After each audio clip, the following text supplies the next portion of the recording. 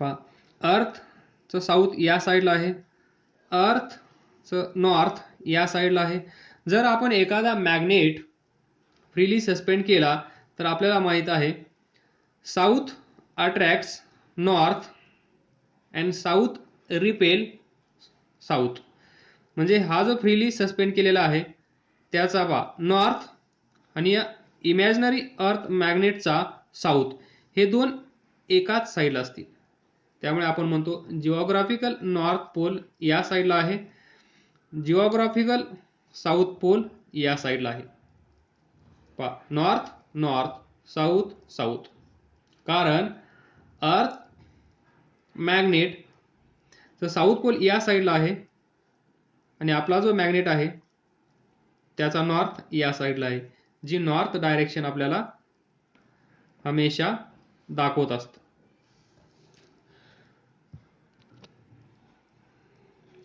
तर पहा, this is north, earth's magnet, south, north, आणि हे असेल अर्थ मॅग्नेट नॉर्थ. तर दोन अपोजिट पोल्स अट्रॅक्ट करतात, दोन सेम पोल रिपेल करतात. यानुसार आपल्याला आपलं फ्रीली सस्पेंडेड मॅग्नेट कोणती डायरेक्शन दाखवतं हे समजलं. आणि ते का दाखवतं हे समजलं कारण अर्थचं जे मॅग्नेट आहे किंवा अर्थ इटसेल्फ इज बिग मॅग्नेट, त्याला आपण म्हणतो earth is huge electromagnet. Earth is huge electromagnet. कारण हे फायनली ॲक्सेप्ट केलं गेलं आहे की that it is effect due to current. This effect, that is magnetic effect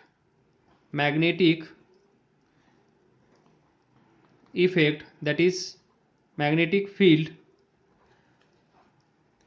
is due to only flow of current inside. Due to only flow of current inside. हे finally accept केलं गेलं आहे. आणि करंटमुळे जिथे आपण मॅग्नेट तयार केलं जातं त्याला आपण म्हणतो इलेक्ट्रोमॅग्नेट. हे पुढे येणार आहे हा टॉपिक इलेक्ट्रोमॅग्नेट. त्याप्रमाणे next last point, axis of earth magnetic field. Axis of earth magnetic field, axis of earth magnetic field is inclined at an angle of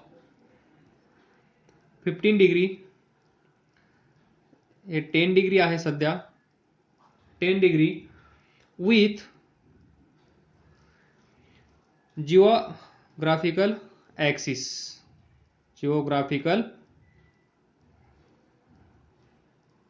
axis. हा मोस्ट इम्पॉर्टंट पॉइंट जे इथे आपण एक्सप्लेन केला. म्हणजे काय सांगायचं आहे यांना, समजा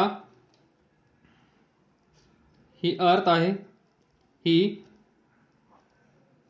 जिओग्राफिकल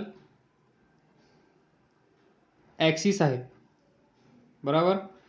आपण इथे उभा राहिलो, इथे मॅग्नेट फ्रीली सस्पेंड केला तर तो या डायरेक्शनमध्ये थांबत नाही, थोडासा या डायरेक्शनमध्ये थांबतो. दिस डायरेक्शन, याला म्हणतो आपण magnetic axis. Magnetic axis, this is geographical axis. there is a difference between these two axes. That is, axis of earth magnetic field is inclined at an angle of 15 degree. Book मध्ये दिला आहे 10 degree आहे, actually आता हे vary होतं. 11 degree कुठे लिहिलेलं आहे, कुठे 10 आहे, तर लक्षात ठेवा 10 to 15 degree with geographical axis. पहा, this is magnetic axis and this is geographical axis. तर दोघांमध्ये फरक कितीचा असेल? 11 डिग्री. ना हम 10 लेंगे ना हम 15 लेंगे, हम लेंगे 11 डिग्री. तर this is the difference between two axis. या दोन ॲक्सिस कधीही कोइन्साइड होत नाहीत. There is small difference by amount 11 degree, angle of 11 degree. ही आहे छोटीशी कहाणी मॅग्नेटिक फील्ड ऑफ अर्थची. तर पहा, पाहिजे असेल नोबेल प्राईज कुणाला तर उतरा या फील्डमध्ये, जा डीपमध्ये आणि घ्या नोबेल प्राईज. हे जे डिस्कस केलं आहे आपण, हे खूप जास्त डिस्कस केलं आहे. तुमच्या बुकमध्ये एवढं काहीच नाही आहे. नॉर्मल लँग्वेजमध्ये फक्त सांगितलं आहे या दोन ॲक्सिस सेम नसतात आणि अर्थ स्वतः एक मॅग्नेट म्हणून काम करते. म्हणजेच अर्थ इटसेल्फ बिहेव्स ॲज मॅग्नेट. या दोन ॲक्सिस जिओग्राफिकल नॉर्थ जिकडे असतो तिकडे या इमॅजिनरी अर्थ मॅग्नेटचा साऊथ असतो. त्यामुळे दोन अपोजिट पोल्स अट्रॅक्ट केले जातात आणि त्याचमुळे हा फ्रीली सस्पेंडेड नॉर्थ डायरेक्शन दाखवतो. एवढंच तुमच्या सिलेबसमध्ये आहे. हा जो कॉर्नर आहे हा काहीच नाही आहे तुमच्या सिलेबसमध्ये. हे पूर्ण एक्स्ट्रा डिस्कस केलं आहे तुम्हाला आयडिया येण्यासाठी. कारण टॉपिकचं नाव काय आहे? Magnetic effect of electric current. म्हणजे अर्थमध्ये मॅग्नेटिक इफेक्ट होत आहे, पण तिथे करंट कुठे आहे हे करंट दाखवण्यासाठी हा छोटासा प्रयत्न मी केला आहे. करंट इथे कसा येत असेल हे आपण थोडंसं डिस्कस केलं आहे. आणि करंट इलेक्ट्रिसिटीमध्ये याचं थोडंसं नॉलेज तुम्हाला आलेलं आहे. त्यामुळे लिंक तुम्ही लावू शकता, अंदाज बांधू शकता आणि इथे करंट आहे असं सांगू शकता. आणि तिथे करंट आहे असं ज्यावेळेस तुम्हाला वाटेल त्यावेळेस मग हे कन्फ्युजन दूर होईल. जिथे जिथे करंट तिथे तिथे magnetic effect due to this current. हे जेव्हा तुम्हाला समजेल त्यावेळेस तुम्ही ॲग्री कराल की ही अर्थ produces magnetic field because of this current. आणि ही थेरी ॲक्सेप्ट केली गेली आहे सध्याच्या कंडिशनला. त्यामुळे आणि याचं जे पेज आहे सिलेबसचं ते तुम्हाला फोटो काढून पाठवतो, ते तुम्ही रीड करा, अजून आयडिया येईल. आणि जास्त काही समजलं नसेल तर टेन्शन घेत बसू नका, कारण हा टॉपिक खूप वास्ट आहे. हा टॉपिक समजून घ्यायचा असेल तर मी तुम्हाला दुसऱ्या शब्दात सांगितलं आहे नोबेल प्राईज भेटणार आहे. म्हणजेच हा टॉपिक किती वास्ट असेल इमॅजिन करू शकणार नाही आपण.